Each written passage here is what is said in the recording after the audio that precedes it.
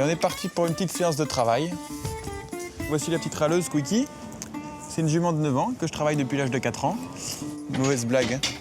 On revient de concours hier, je crois qu'on va faire un autre type de travail. On va poser la selle. Donc on va essayer de varier un peu. C'est avec ça qu'on va travailler aujourd'hui, à la longe. On va lui mettre directement le filet parce qu'on va vraiment travailler avec un enraînement pour l'orienter bien étendu.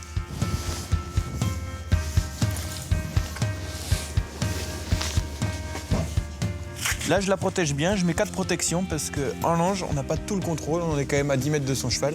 Je vais aussi mettre des cloches au cas où elles viennent se toucher les glomes. Là, c'est ici les glomes, il faut faire bien attention, cette partie qui est très molle, très sensible. Si se les touche, les chevaux sont très boiteux. Donc là, j'ai un surfait, ça sert à attacher les enraînements qu'on met en longe.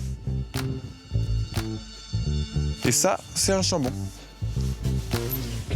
Donc voilà. Et ça oriente le cheval comme ça, très bas, très étendu. Je l'amène toujours sans chambon à la carrière, au cas où elle bouge. Ils peuvent se braquer dessus et il y a un peu de danger quand même. Donc maintenant, je vais l'allonger un peu pour relaxer son petit dos qui est très tendu, toujours très tendu, et en même temps, ça me le renforce. Donc la longe, c'est un outil que j'utilise beaucoup avec cette jument. J'ai choisi d'attacher Quickie en direct sur l'anneau intérieur du mors, mais il y a une autre technique qui s'appelle le colbert. Et ça consiste à passer la longe dans l'anneau intérieur et à venir l'attacher sur l'autre anneau du mors. Donc ça, c'est une solution qui convient très bien au poulain. Pour un travail plus technique sur des chevaux qui sont avancés, c'est un peu plus précis de travailler en direct. Donc j'attache mon chambon délicatement.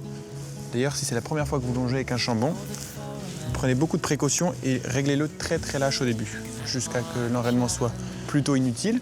Et progressivement, on raccourcit. Ok, on est prêt à longer. La première chose, c'est le langage corporel, c'est-à-dire bien se positionner par rapport à son cheval. La position neutre, ça correspond à peu près au passage de sangle. Si j'ai besoin de monter d'une allure, augmenter la cadence, je me recule un petit peu comme ça. Déjà, on la voit, elle réagit là, elle se demande ce qui se passe. Si je veux la freiner, au contraire, je me place devant ses épaules. Et là, je lui fais barrage, je lui dis stop, je me mets devant elle.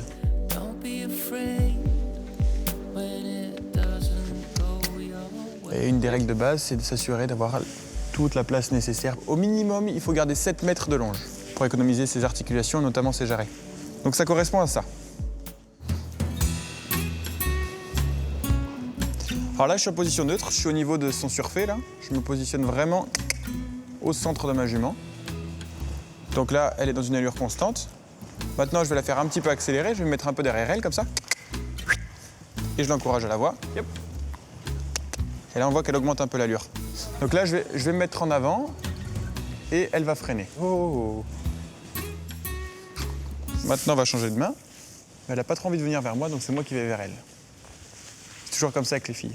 Pour communiquer avec son cheval, en dehors du langage corporel, on a aussi la voix, ce qui est très, très important. Et évidemment, il faut donner une certaine cohérence entre les aides à la voix qu'on utilise en longe et à cheval. L'intonation de la voix, c'est ce qui est le plus important. Les mains en longe sont un petit peu moins présentes qu'à cheval, mais elles ont quand même leur utilité. On peut s'en servir pour incurver un peu le cheval si jamais il trotte avec le nez à l'extérieur. Ramène le bout du nez. Voilà. Je peux aussi un petit peu secouer la longe, comme ça, gentiment, pas trop fort pour pas lui faire mal à la bouche, parce que ça arrive directement sur le mors. Voilà. Et bien. Au galop, le chambon, c'est pas un enraînement qui est très intéressant, même c'est plutôt dégradant puisque ça les met quand même pas mal en équilibre sur les épaules. Ça va vraiment trop dégrader l'équilibre des chevaux. Alors moi, ce que j'aime bien, en dehors de la longe sur le plat, c'est mettre quelques barres au sol dans un tournant. Comme ça fait vraiment travailler les épaules, bouger les hanches. Et les chevaux s'emploient beaucoup plus et développent franchement leur allure. Et avec une tête en bas, un dos en place, ça fait du stretching et de la musculation en même temps, c'est vraiment extra. Je compte 5 pieds, pardon. Allez, ma biche. Voilà. J'ai mis un petit plot à l'entrée du dispositif, parce qu'elle a tendance à se coucher un petit peu à l'intérieur. Donc ça me l'incite à rester à sa place. Il faut regarder bien ses épaules et ses hanches, comment ça bouge. Elle exagère son mouvement, elle est très déliée, cadencée, très élastique. Et c'est tout ce qu'on recherche. Tout ça avec une tête en bas, un dos en place. Donc c'est vraiment une très très bonne gymnastique, ça. Et en général, je le fais une vingtaine de fois à chaque main. On essaye un peu à l'autre main. dirais que 2 fois 7 minutes est largement suffisant. Évidemment, un quart d'heure de sortie pour un cheval, c'est un peu court. Donc il serait bien d'avoir une sortie complémentaire, ne pas laisser le cheval sur un quart d'heure de sortie, puis point à la ligne. Là, on voit bien ses postérieurs qui s'engagent fort, qui bougent, qui propulsent, ses épaules qui se délient. Il y a vraiment beaucoup d'avantages à faire ce boulot-là. Vous avez vu, il n'y a pas qu'en selle qu'on travaille. Il y a une vraie complémentarité entre le travail à pied et le travail sous la selle. Et ça, c'est vraiment très important. Allez, on y va.